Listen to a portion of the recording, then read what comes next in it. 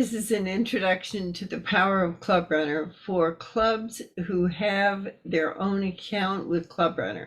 It's a subscription that costs extra money. So if your club does have a subscription, this video is for you. And if not, please see version B of this video. At this point, I'm going to assume that you know how to log into ClubRunner because you've watched my segment on how to log into ClubRunner and why. So at this point, I'm going to go log into brooklinerotary.org. I'm using Brookline Rotary as an example of a club that does have an account with ClubRunner, and they have their own website and their own implementation of ClubRunner for the club. So join me and let's go do it. This is the Brookline Rotary website. I'm going to brooklinerotary.org and I'm going to log in to this website with my account name and password. And now I'm going to go to the member area. And I want you to take a look at this URL, the Universal Resource Locator. The URL is the website address. Notice that we're not in brooklinerotary.org now. We're in admin.clubrunner.ca/3670/welcome. So what that is we're now on the server in Canada that belongs to ClubRunner. We're at the admin level, and 3670 happens to be the ClubRunner number for Brookline Rotary. It's not the Rotary Club number. It's an administrative number that's been assigned by ClubRunner. So now we're in the welcome page, and because we're going to be dealing with the administration today, I want to go to organization. The first thing we're going to do is check the club information and make sure it's correct. So here's the club information. You can see the logo for Brookline Rotary, the president. This data is pulled from the database, 47 active members and 7 honorary. The club meets Thursdays at 12 o'clock. We used to meet at a restaurant in Coolidge Corner, but now that restaurant is no longer working for us. And so we're meeting Thursdays, but online. And so we put the meeting comments here to say that the time and location may differ. Please check the club website for the details. Here's the club website. And if we had put in an address, this is the map location on Google Maps. The club is Brookline Rotary. 6557 is the Rotary Club ID. You notice that's different from this 3670 that was assigned by ClubRunner, but this is the one that was assigned by Rotary. So it's just an administrative number. Don't let it work with you. The date chartered says 1915, but it's actually 1938. So we should fix that. So I'm just going to put 1938. I don't know why they got set that way, but anyway. Okay, so that's how you would just edit and fix whatever information you need to fix. The club's motto, the club greeting, all of these now become variables that are used by ClubRunner in different places. So on the website, for example, you can have it display the club information and it would tell you its motto and so forth. Here's the mailing address, which goes into the footer on the website, and the email address for the organization for the club. And this is a telephone number that actually belongs to the club as well. So now that we've checked this information, why are we doing this? Part of it is for use of ClubRunner for this club, but part of it is because it's going to synchronize with Rotary International. And I'll show you the most important place that synchronizes. If we go to rotary.org, there's a utility here called Club Finder. I click on Club Finder and it says find a club. The name is not so much important as the location. I'll say I want to find something near Brookline, Massachusetts. It says, what's the distance from Brookline that you want me to search? 25 kilometers around, that would be fine. And we'll just say search. And it comes up with several clubs that are within that 25 kilometer radius. But the top one here is Brookline, Massachusetts. And you can see it still has the name of the restaurant where we used to meet, but it does say time and location may differ. Please check the club website for details and so forth. So this is synchronized from that ClubRunner page. It's now on Rotary.org, and it will display it to anyone who's looking for a club in the area. Now I'm going back to the Brookline Rotary website. I'm going to the admin page that takes us back to where we started from. And this time I'm going to organization, club executives and directors. And here we can see the executives and directors of the club, the president-elect, the vice president, etc. Now, notice that there are two things to call Richard. We have his title and we have the position. So this is the important thing to remember. Positions are defined by the district and titles are defined by the club. So the district wants us to put in someone for the president. The club can call that whatever they wish. So the things that are in capital letters are the most important things to fill in. Any position who's listed in all capital letters is important for communications with your club. These are the positions that we are going to target when we want to send information. For example, if we want to send information to all the secretaries in the various clubs, we're going to look for whoever is in this position called secretary. But the club can call that person whatever they want. Let's find a good one. Over here, president-elect. Notice that they've got president for 24-25. So that's clearer than just saying president-elect or vice president, and that clarification was done by the club. So positions are defined by the district, titles are defined by the club.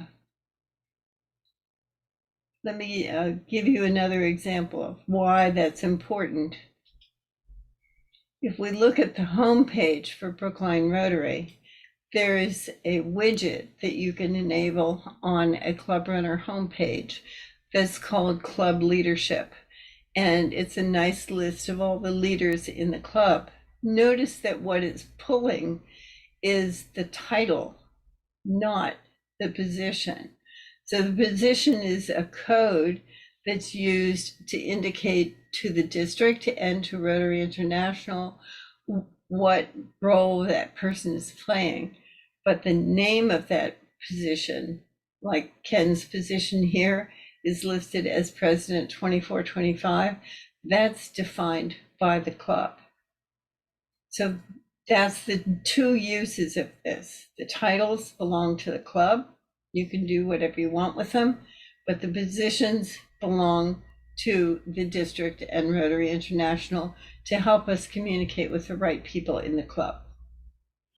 At the top of the page here, you see we're looking at the executives for 2023-24. If I wanted to see who was in that position for the prior year, I click previous year, and it takes me to 2022-23. So you have to just double check up here and make sure you're looking at the year that you want. Now, let's say, for example, that we have two co-presidents, and there are several clubs for which that's true. So let's go and see if we can add another president here. I'm going to add a new position, I'm going to look for the position called president, and it doesn't appear here. Why does it not appear?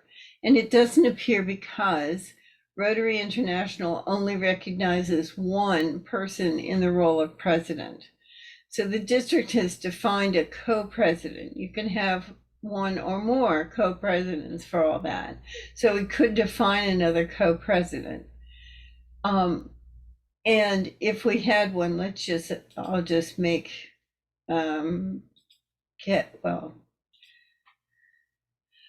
just make Marina the co-president here for a minute. I'll take that off. But let's say we have two presidents. We're considering them equals, but in the position category, they don't look equal. Over here in the title field, I could make both of them co-president. So I could edit Richard and make him a co-president as well. So again, positions are defined by the district and RI, and the titles are defined by the club. I want to show you two more things while we're here. One is communication. So if we go to communication and email services, there's an email service that you can use as an executive of your club. I'm going to compose a new message, and it tells me that I can send to all active and honorary members, other users, inactive members, and other specific groups. I can create contact groups that are relevant to my club. These are ones that I've created manually, but active users include all of the people who are active. If you want to expand that list, it can show you everyone in the club, and you could just choose a couple of people if you wanted to. The same thing for the other users. And sometimes it's handy to send to inactive users. Sometimes when a longtime member has passed away, I'll send the notice also to the inactive members, thinking that they might remember this person and they would appreciate knowing.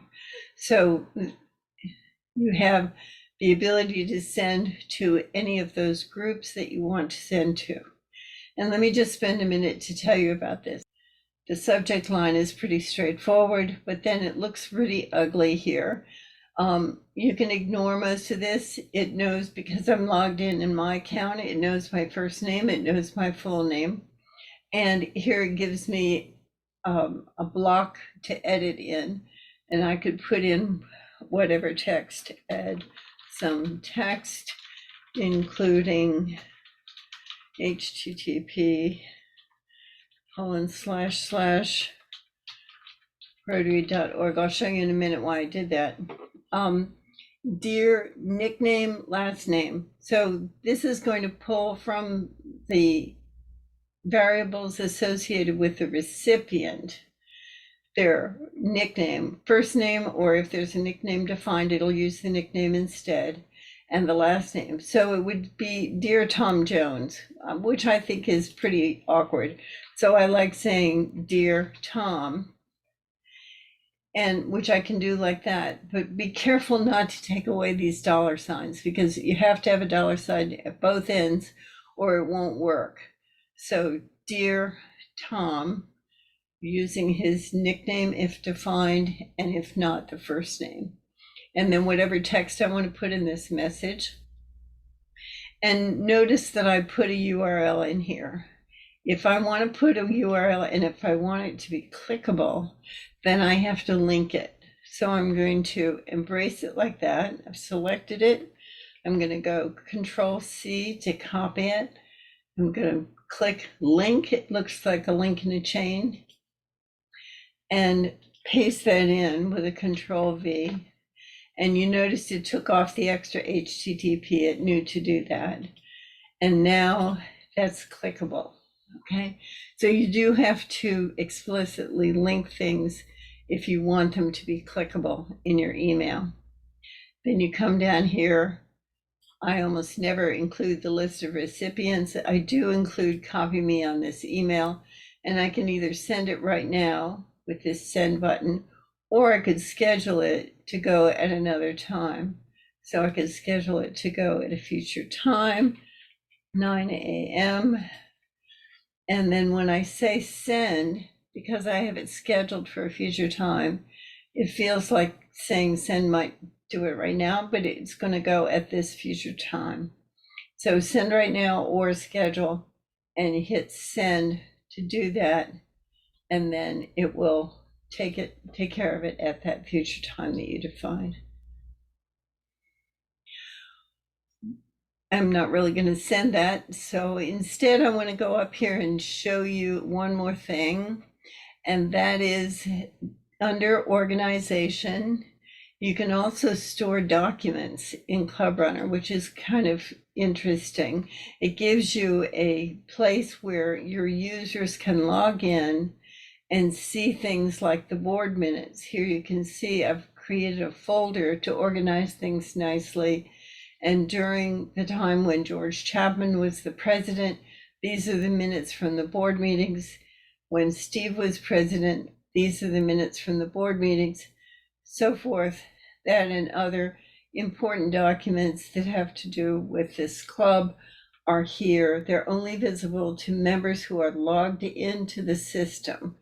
They're not available publicly unless I click that it's public, but usually I'll make it so that you have to log in order to see it.